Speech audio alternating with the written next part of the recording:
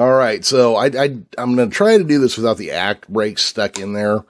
So we're going to go through and talk about An Oval for Karen. Did you have anything you wanted to bring up about it before we got started? Yeah, I remember us talking in our episode, and I'm only saying that because I just edited it and released it the other day, but the first episode of this season we talked about how basically these shows carry a large arc and it's super tough to miss anything or skip episodes because you'll miss something.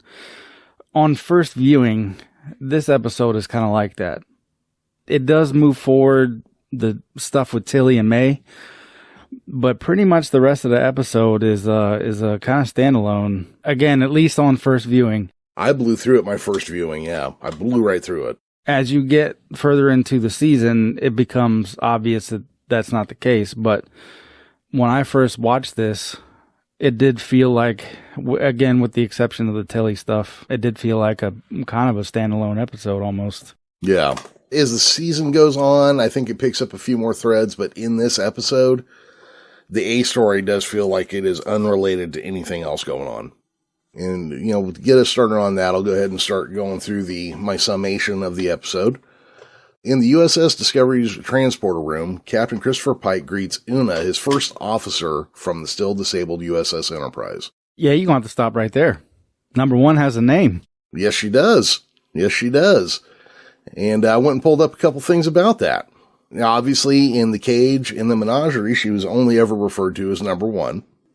And in beta canon, she had been given several origins and reasons to have number one as a number, whether it was her academic position or that she was like a computer brain kind of thing.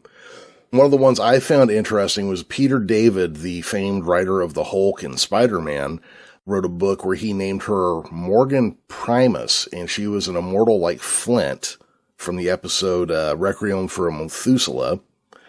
And then in the book Captain's Table, it was alluded to that she was an ancestor of Robin Leffler, one of the Judds who had a crush on Wesley in a couple episodes.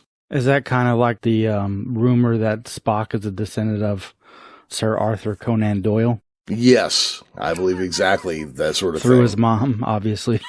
But it is alluded to a few times, yes. Yeah, I always just assume that both for the cage and for Riker, they were just called number one because they were the first officer. Or the XO. Yep, that was the idea behind Riker at the very least, but I think that was just reusing a concept that was from number one from the original.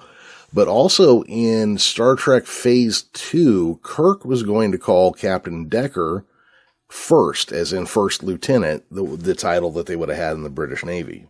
So still kind of that number one, first lieutenant, still kind of that same thing. It was Gene Roddenberry was on to some thought that he couldn't let go of there. I actually don't deal with officers too much. Even though I work for the Navy, I mainly deal with the enlisted guys and gals. So I don't know how the CO and the XO of the boats interact with each other in that way. It might be a thing, like a real life thing. I don't know.